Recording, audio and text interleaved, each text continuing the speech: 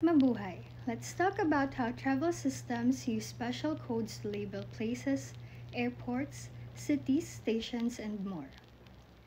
First is APT. This means airport. Your flight starts or ends here. B is for bus or coach stations, road travel hubs.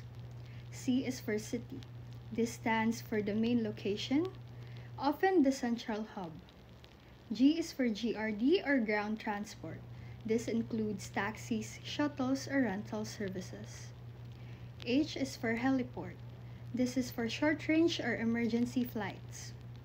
O is for offline point. This is a coded town with no stations. R is for rail. This means railway stations connecting cities by track. Lastly, SASSOC.